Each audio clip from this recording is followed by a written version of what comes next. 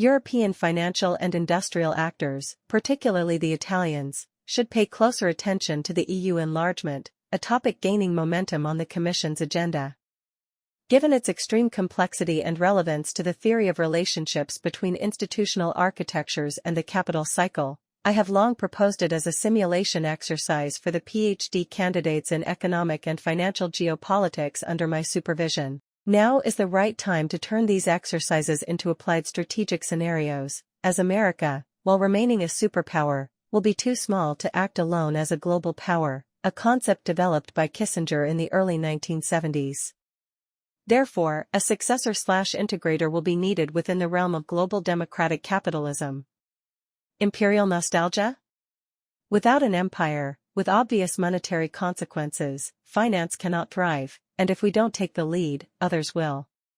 I would add that projecting the EU's current difficulties into the future is a mistake, because in a 15 to 20-year destiny analysis, its potential as a primary global power prevails.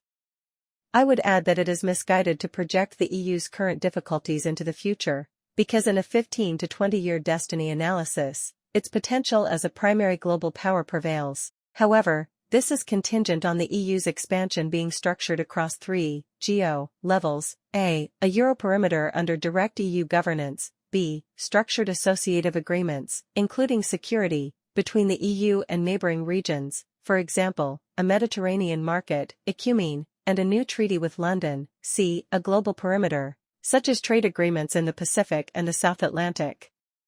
The recommended evolution for the EU is to harmonize all three actions within a systemic agenda, actions that, in fact, are already underway.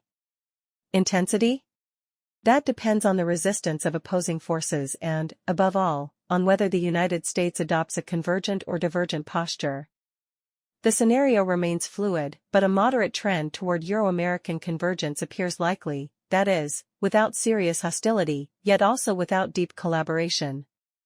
America needs allies, but it does not want an overly powerful EU, regardless of the political color of its current administration.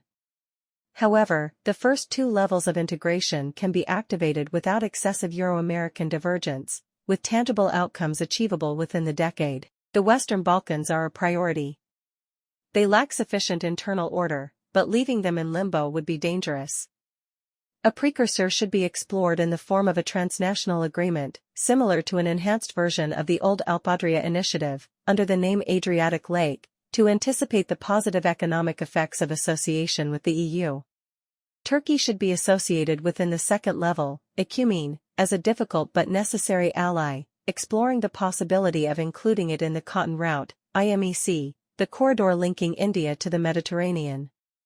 Part of the third level already appears feasible through multiple free trade agreements preceded by bilateral partnerships. For the inclusive aims of the first level, it is important to emphasize, in order to avoid fragmentation, a non-confederal EU architecture, one that serves as a substitute for such a structure, less than a union, but far more than an alliance among converging and mutually contributive sovereignties. This should be treated as a research subject, a pragmatic compromise between internal cohesion and external openness.